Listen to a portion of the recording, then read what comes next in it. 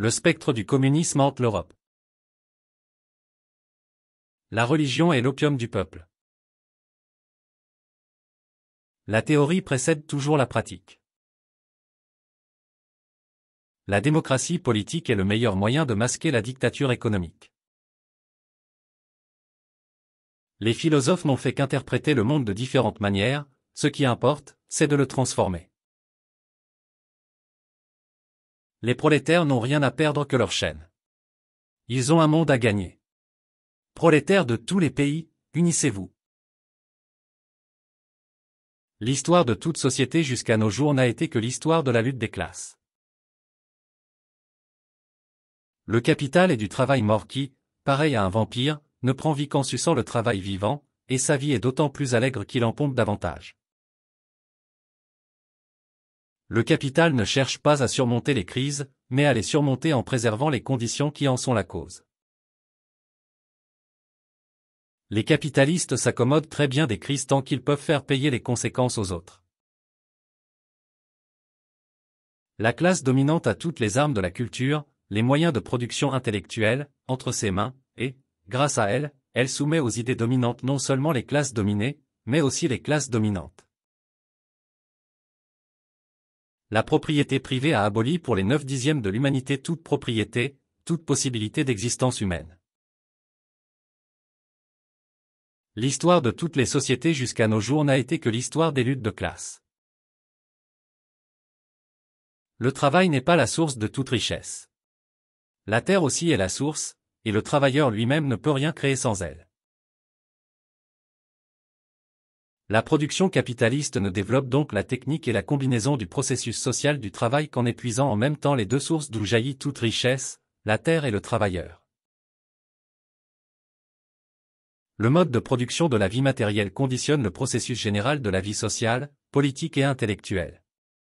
Ce n'est pas la conscience des hommes qui détermine leur existence, c'est leur existence sociale qui détermine leur conscience. La machine, la grande invention du capitalisme, ne décharge pas les ouvriers du travail, elle les décharge du produit du travail.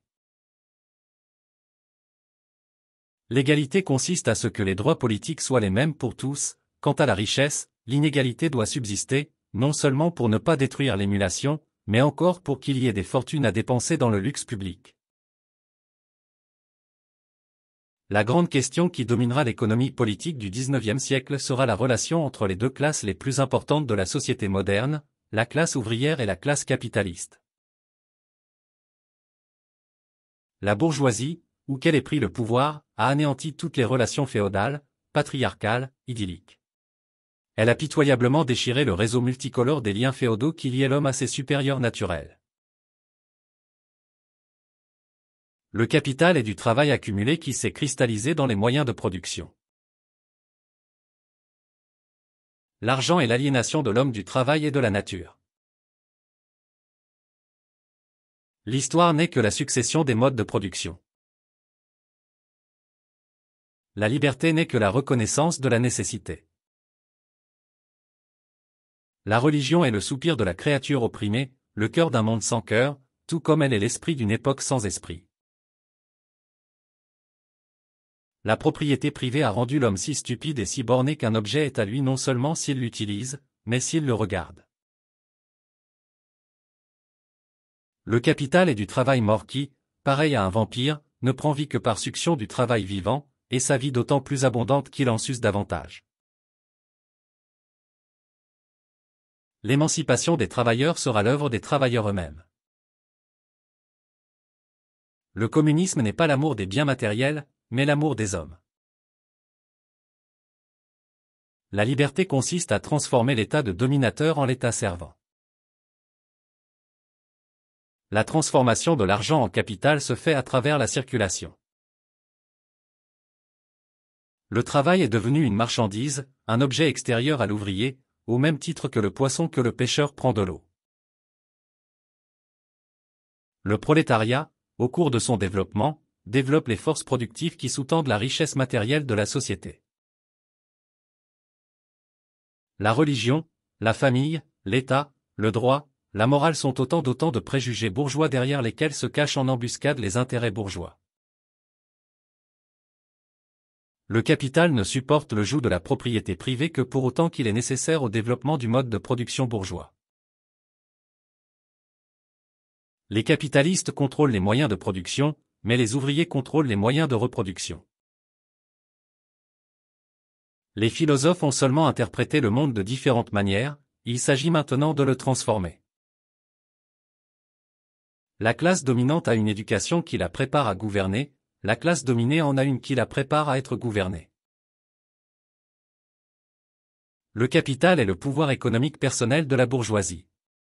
Le capital, c'est le travail mort qui vampirise le travail vivant, et le capitalisme, le vampire qui suce la force de travail. Le communisme n'est pour nous ni un état de choses qui doit être établi, ni un idéal auquel la réalité devra se conformer. Nous appelons communisme le mouvement réel qui abolit l'état actuel. La société bourgeoise est le résultat de cette lutte continue de la bourgeoisie contre la bourgeoisie, de cette lutte incessante de la bourgeoisie pour vaincre les fractions rivales de la bourgeoisie. La théorie de la communauté ne doit pas être confondue avec la vision utopique d'un État mondial abstrait. Elle se fonde sur la réalité effective d'une interdépendance universelle. L'histoire humaine n'est pas une simple accumulation, elle est une évolution, une montée, un progrès. La bourgeoisie ne peut exister sans révolutionner constamment les instruments de production, ce qui signifie les rapports de production, ce qui signifie toutes les relations sociales. La production de trop de marchandises, c'est-à-dire de marchandises qui ne peuvent trouver acheteur ni avant ni après leur production, est toujours accompagnée de la production d'un excédent de travail. La religion est le soupir de la créature opprimée, l'âme d'un monde sans cœur, tout comme elle est l'esprit d'une époque sans esprit. Le développement du capitalisme entraîne une concentration croissante du capital, et cette concentration mène inévitablement à la monopolisation. Le capitalisme a sa propre dynamique interne, indépendamment de la volonté individuelle des capitalistes. La force sociale ne se révèle qu'en poussant à la limite la force physique et morale des individus. L'économie politique est la science de la richesse dans une société organisée sur une base de classe. Les idées dominantes ne sont rien d'autre que l'expression idéalisée des rapports matériels dominants. Les capitalistes ne toléreront jamais que la classe ouvrière contrôle les moyens de production, car cela signifierait la fin de leur pouvoir. La conscience sociale est intrinsèquement liée à la position sociale des individus dans la structure économique. Le travailleur devient d'autant plus pauvre qu'il produit plus de richesses pour la classe dominante. La révolution sociale est la tâche historique de la classe ouvrière. La richesse des sociétés dans lesquelles règne le mode de production capitaliste s'annonce comme une immense accumulation de marchandises. Les hommes font leur propre histoire, mais ils ne la font pas arbitrairement, dans les conditions choisies par eux, mais dans des conditions directement données et héritées du passé. La conscience de soi de la classe ouvrière est liée à la conscience de soi de la classe bourgeoise comme l'esclave est lié au maître. L'accumulation de richesses à un pôle signifie en même temps accumulation de misère, d'asservissement, d'ignorance, de brutalité, d'avilissement à l'autre pôle. La machine a d'abord été l'arme du capital pour détruire la résistance des ouvriers à l'application des machines. La véritable éducation consiste à tirer le meilleur parti des aptitudes naturelles de l'individu pour son propre bénéfice et celui de la société. Le mouvement ouvrier, dit matérialiste, a donc pour point de départ l'homme réel et sa nature. La classe ouvrière ne peut se libérer elle-même sans libérer en même temps l'ensemble de la société.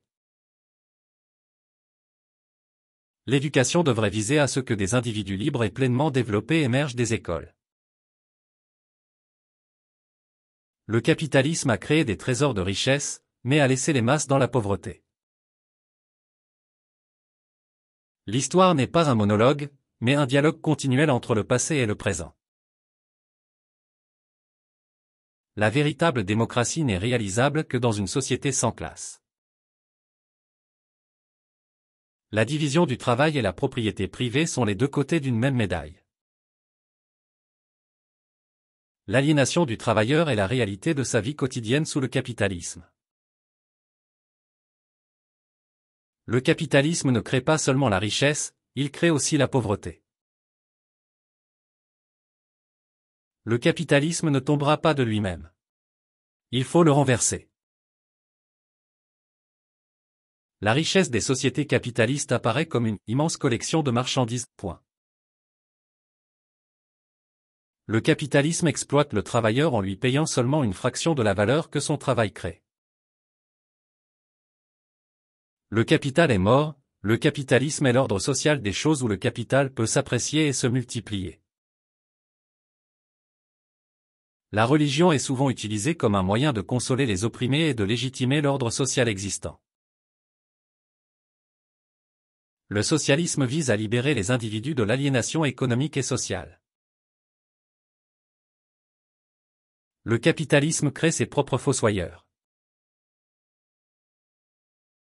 Le capital est du travail accumulé, mais en même temps du travail fixé, cristallisé, qui ne prend vie que comme vampire et succion de travail vivant. Le capitalisme est un système économique qui repose sur l'exploitation de la force de travail. La classe ouvrière doit affirmer son existence en tant que classe, détruire l'ancien mode de production et instituer un nouveau. La véritable mesure de la richesse d'une nation est le montant de travail qu'elle peut acheter. L'histoire n'est pas une marche linéaire vers le progrès, mais plutôt une série de luttes et de contradictions. La véritable démocratie ne peut exister que dans une société socialiste, où le contrôle des moyens de production est entre les mains de la classe ouvrière. La société communiste ne se caractérise pas par la disparition de la contradiction, mais par la disparition de la lutte des classes. La révolution sociale nécessite une transformation profonde des relations de production et une réorganisation radicale de la société.